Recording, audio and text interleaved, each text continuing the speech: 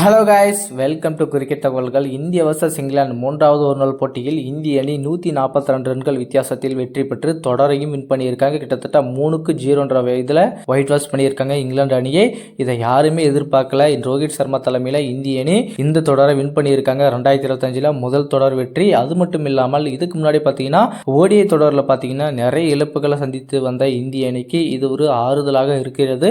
இங்கிலாந்து மாதிரி ஒரு டீமை வீழ்த்துவது என்பது அவ்வளவு ஈஸியான விஷயம் இல்லை. ஸோ அவ்வளோ ஸ்ட்ராங்கான ஒரு டீமை அடிக்கிறது ரொம்பவே ஈஸியான விஷயம் கிடையாது. ஸோ அப்படி தான் ரோஹித் தலைமையில் இந்திய அணி அடிச்சிருக்காங்க.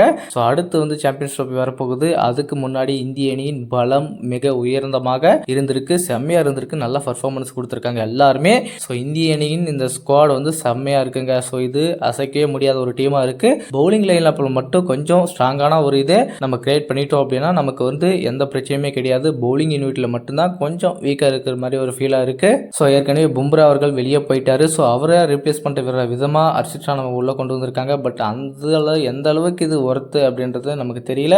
ஸோ அவரை போட வச்சா தான் தெரியும் அவர் அவருக்கு சரியான பிளேயரா அப்படின்றத நமக்கு கிளியராக தெரிஞ்சிருக்கும். ஸோ நேற்றைய போட்டியில் இந்திய அணி முதல்ல பேட்டிங் பண்ணாங்க.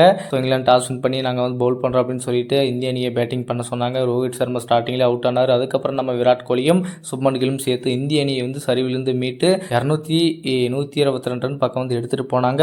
ஸோ அந்த இடத்துல விராட் கோலி அவர்கள் எதிர்பாராத விதமாக அவுட் ஆனார். அங்கிருந்து பார்த்தீங்கன்னா இந்திய அணி நிற்கவே இல்லைங்க. ஸோ ரன் போயிட்டே இருந்துச்சு. கில் ஒரு பக்கம், ஐயர் ஒரு பக்கம்ட்டு, கேஎல் ராகுல் ஒரு பக்கம்ட்டு எல்லாருமே செம்மையாக பர்ஃபார்மன்ஸ் கொடுத்துட்டு வந்துட்டே இருந்தாங்க. ஒரு கட்டத்தில் இந்திய அணியின் ஸ்கோர் ஒரு 400 ரன் பக்கம் போகும் அப்படின்ற எதிர்பார்த்திருந்த நிலையில் அடுத்து லாஸ்ட் டைமில் கண்டினியூஸாக விக்கெட்டை லூஸ் பாலுக்கு விக்கெட் விட ஆரம்பிச்சிட்டாங்க இந்தியன் பேட்ஸ்மேன்.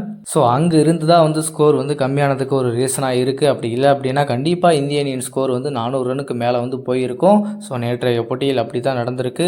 இந்திய அணி ஒரு பக்கம் 356 ரன் அடித்தாங்க. ஸோ அதுக்கப்புறம் இங்கிலாந்து அணி பேட்டிங் வந்தாங்க. நல்லா பர்ஃபார்மன்ஸை கொடுத்தாங்க, ஸ்டார்ட் பண்ணாங்க, நல்லா தான் போயிட்டு இருந்துச்சு.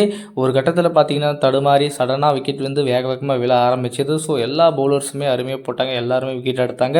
ஸோ நல்லா இருந்துச்சு. ஹர்ஷித் சிங் பார்த்தீங்கன்னா ஒடியில் வந்த உடனே 2 விக்கெட் எடுத்தார். ஸோ இந்த மாதிரி நிறைய பர்ஃபார்மன்ஸ் எல்லா வீரர்களுமே கொடுத்தாங்க. ஹர்ஷித் ராணா பார்த்தீங்கன்னா 2 விக்கெட் எடுத்தார். ஸோ குல்தீப் யாதவ் பார்த்தீங்கன்னா விக்கெட் எடுத்தார். அக்ஷர் பட்டேல் பார்த்தீங்கன்னா 2 விக்கெட் எடுத்தார். ஸோ எல்லாருமே விக்கெட் எடுத்ததுனால ஸோ சீக்கிரமாக இங்கிலாந்து அணியை 34 ஓவருக்கு அலோட் பண்ணுற மாதிரி ஆகிப்போச்சு. இந்திய அணி 142 வித்தியாசத்தில் வின் பண்ணாங்க. ஸோ பார்த்தீங்கன்னா நம்ம ரோஹித் சர்மா தலைமையில் கோப்பையை வின் பண்ணி கோப்பையை வாங்கி என்ஜாய் பண்ணாங்க. ஸோ இந்த மாதிரி இன்னும் பல கோப்பைகளை இந்திய அணி குவிக்கணும் அப்படின்றது எல்லாருடைய எதிர்பார்ப்பாக இருக்குது. அதை எல்லாம் தாண்டி நமக்கு தேவை இந்த சாம்பியன்ஸ் ட்ரோஃபியை அடிக்கணும். ஸோ தோனி அவர்கள் இருக்கும்போது அடித்தாங்க. ஸோ மீண்டும் இந்த ரோஹித் சர்மா ரிட்டையர்மெண்ட் அறிவிக்கிறதுக்குள்ள இன்னொரு ஐசிசி ட்ரோஃபி வின் பண்ணார் அப்படின்னா கண்டிப்பாக ஒரு தரமான கேப்டனாக ரோஹித் சர்மா இருக்கிறதுக்கான சான்சஸ் அதிகமாக இருக்குது. ஸோ இந்திய அணியின் வெற்றியை குறித்து உங்களுடைய கருத்துக்கள் என்ன? சாம்பியன்ஸ் ட்ரோஃபிக்கு எந்த மாதிரி அணி கொண்டு போனால் நல்லாயிருக்கும் அப்படின்றத பற்றி உங்களோட கருத்துக்கள் என்னன்றதை மறக்காமல் கமெண்ட்டில் சொல்லுங்கள்.